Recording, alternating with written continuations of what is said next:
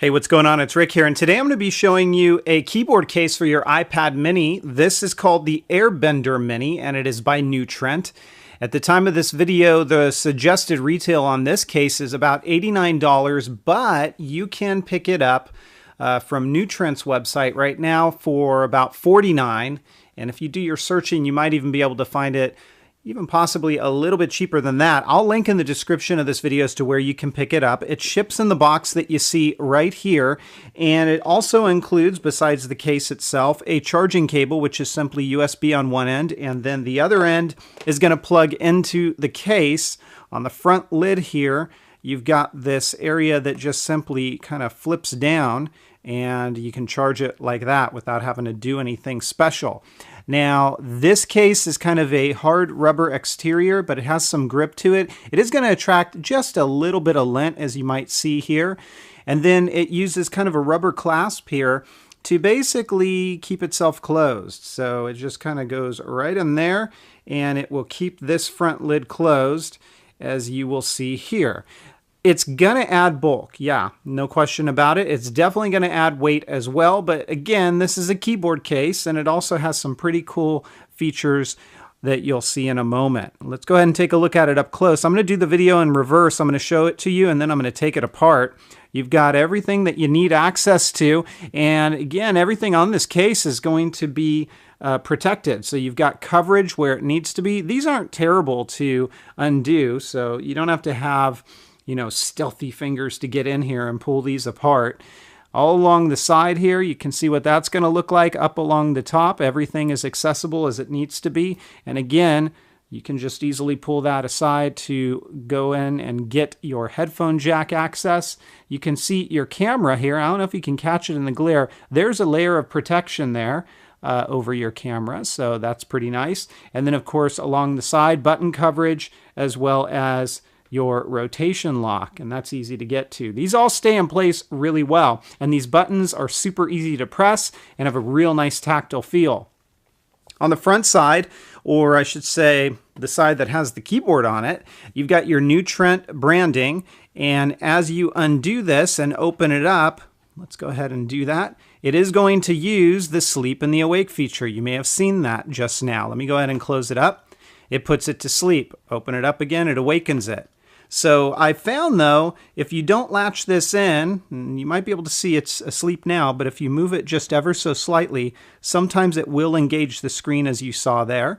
So you do want to make sure that you close it the right way and straight down, and then latch that in place. Let's go ahead and open this up, and let's take a look at this. I've already enabled my Bluetooth, I believe, on this, and if I haven't, I will do that right now so you guys can get an idea about what this looks like. Let me turn on the switch for the keyboard, and we'll simply go into our settings, and actually Bluetooth is already enabled, so we're good here.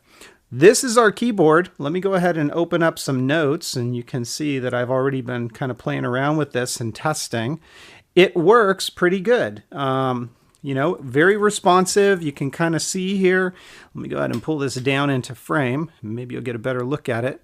You can kind of see here that it is really responsive. There's no delay. When I press these keys, it just works really, really well. Now, if anything, and this isn't necessarily a slant against this case, if you got larger hands, it's going to feel kind of awkward and maybe a little cramped when you're typing on such a small keyboard, but that really isn't a complaint about this case as so much as just the factor that it's a smaller keyboard, and if you got bigger hands, you might run into issues. So this works really, really well.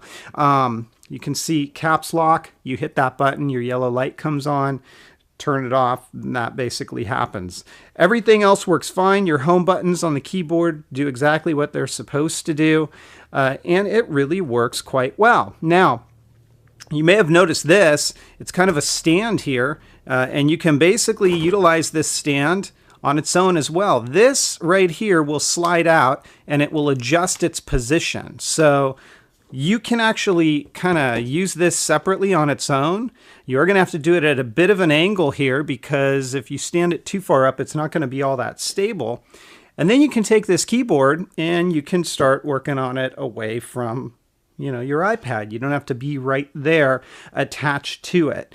There is a silicone material all the way around this, and let me go ahead and pull this off so you can see how that works. And on the underside, you can see there is your keyboard. And then insofar as this goes, this will rotate all the way around. You can use it in its stand mode like this as well.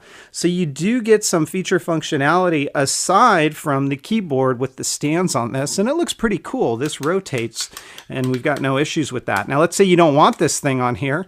You're just going to press these two buttons here, or these two areas, and pull it away. And what you'll find, you now have a pretty heavy-duty case. This is all covered with a kind of a liner here. It's a clear see-through liner, just like up here.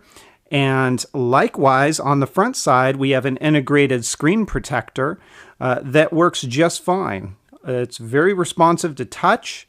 I have no problems pressing into these things, and it works really, really well.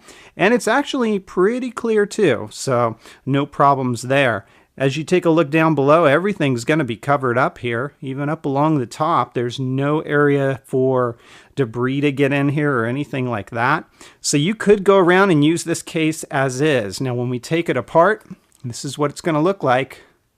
You want to be careful doing this because it kind of sits in here, and if you go quick, you could rip the silicone. This is what it looks like without the silicone. And then as we take this apart, let me go ahead and do that for you guys.